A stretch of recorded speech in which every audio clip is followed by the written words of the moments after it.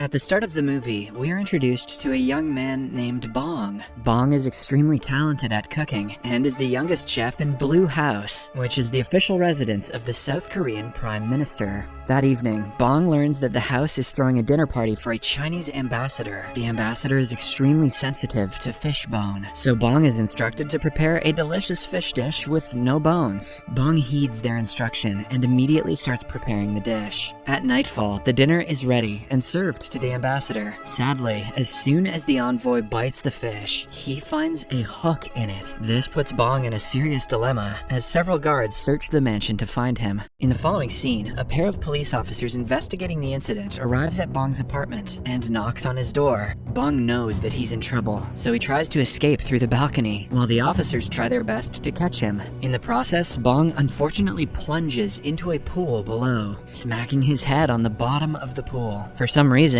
he keeps falling, as a woman swims towards him and plants a kiss on his lips. When Bong wakes up, he finds himself on a strange bed in an even stranger room. Bong feels something is wrong and immediately rushes to a nearby mirror. His reflection surprises him, as Bong discovers that he has become a woman. He contemplates for a second, but finalizes that he must be dreaming due to the fall. Bong creeps out of the room to figure out what's going on, but finds dozens of women outside who bow and refer to her as Your Highness. Surprised by this, Bong runs outside the building, but suddenly feels cold in her crotch. This is when Bong realizes that she has lost her banana.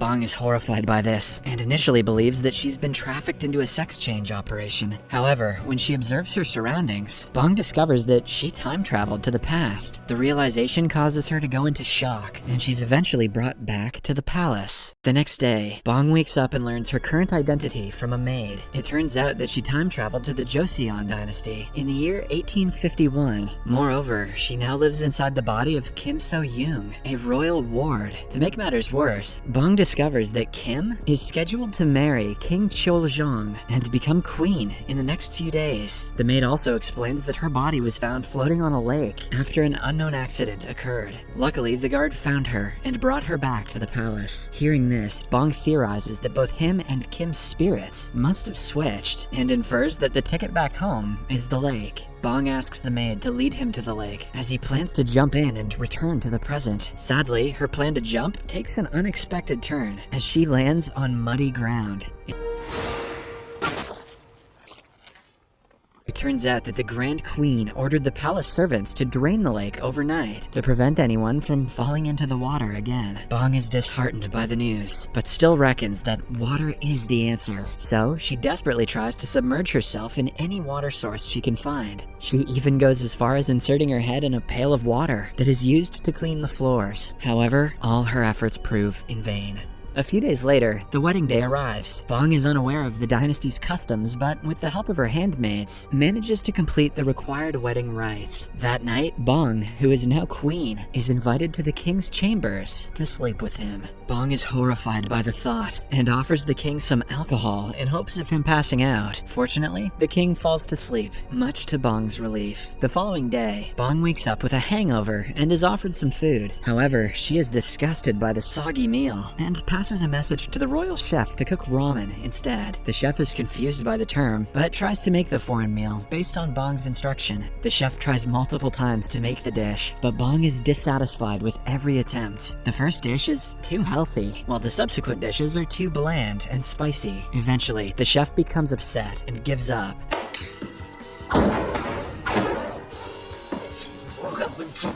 Asking Bong to cook it herself. Bong, who still remembers her culinary techniques, decides to prepare the dish herself, which is pretty sweet because she could have had that cook killed for that lip. Bong enters the royal kitchen and immediately picks up a knife. Her maid is worried because the queen has never attempted to cook since her childhood. Hence, the maid, alongside the other servants, expect her to make a mess of the kitchen. However, Bong starts cutting the vegetables with great speed and precision, much to the servants' surprise. She cuts everything perfectly and at the right size, ultimately cooking a perfect dish. Bong takes the ramen back to her chambers and enjoys the meal with her right-hand maid. Back at the kitchen, the chef is envious of Bong's cooking ability qualities and proposes that the food simply looks good but doesn't taste nice. To test his theory, the royal chef tries the leftovers remaining in the pot. However, as soon as he has a bite, he is amazed with how good it is, so much so that he even drops his damn spoon.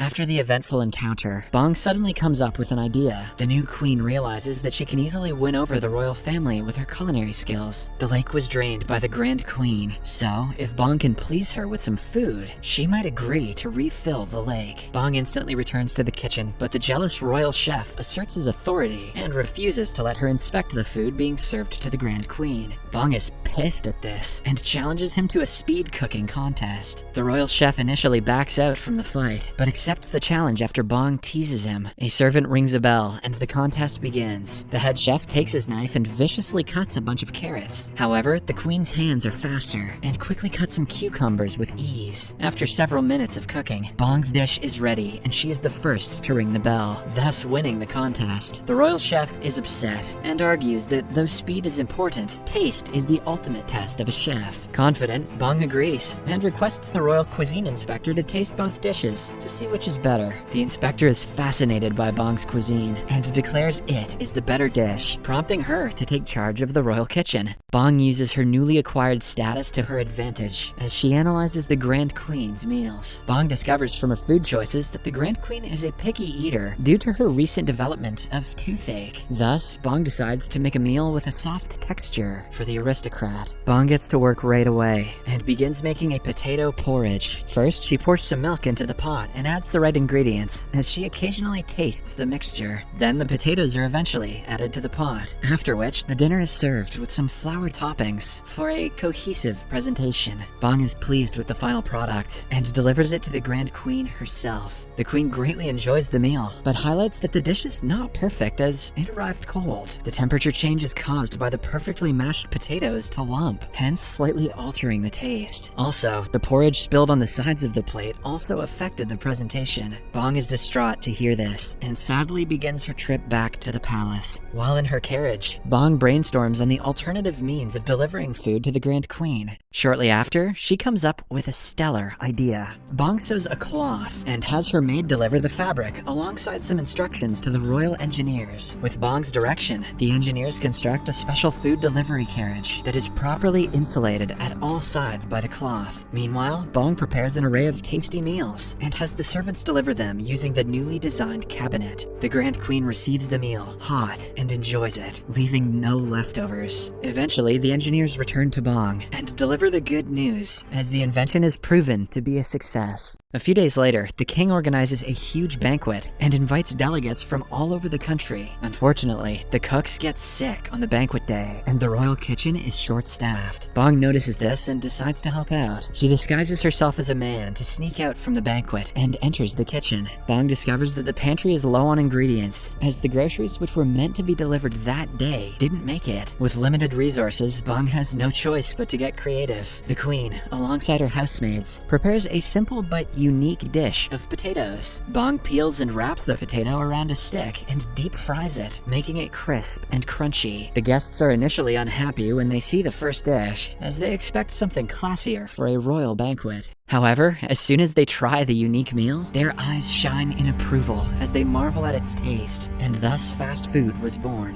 Bong's second dish is a bit more tasking, as there's no meat in the kitchen. She creatively decides to use beans to make a veggie burger with a tomato relish at the sides. Bong is pleased with her invention and names it McDonald's.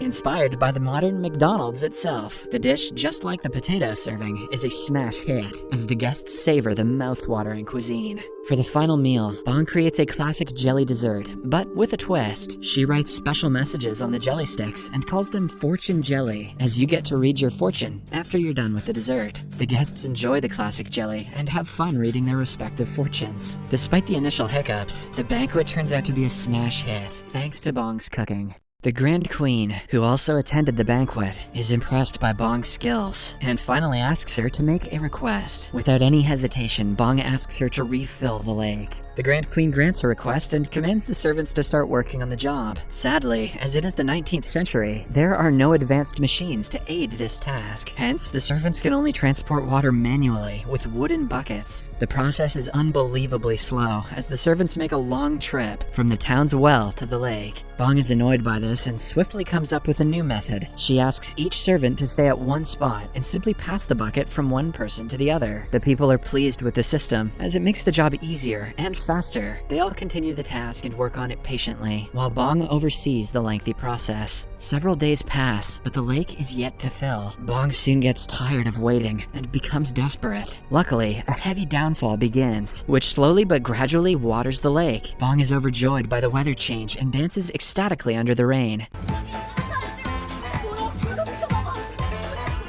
A few hours later, the lake is filled, and Bong heads to the shores and signs her name on a cornerstone, after which she jumps into the lake and sinks underwater, just like she did at the start of the movie. When Bong wakes up, he is astonished to find himself in a hospital and sees an officer sleeping a few meters away from his bed. He quietly tries to slip out, but the officer wakes up and a swift chase ensues. Bong manages to get away from him, but two more officers show up and corner him. Desperate, Bong jumps down from a high platform, escaping the men as he races down the street. He immediately heads to a public library and searches for a history book. There, he finds a publication about the Joseon dynasty and smiles, knowing that he has now become a part of history. However, his nostalgic trip down memory lane is swiftly interrupted when the chasing officers arrive at the library. Bong tries to escape once again, but the officers explain that they aren't there to arrest him. It turns out that the present has been changed due to his time travel to the Joseon era. Now, he is not being chased by the police. Instead, they are there to protect him, as Bong is now a whistleblower and exposed a high-ranking official for corruption. Bong rushes to a nearby computer and searches the web to confirm their claims. Soon after, he discovers that they are telling the truth, as history and the present world has indeed changed. The movie ends with Bong standing on a street as he relays a positive message on how a small change in the past can greatly affect the future. Also, the life lesson that meals are always better with Bong. Subscribe for more videos like this, turn on notifications, and leave a like to help the channel out. Thank you for watching.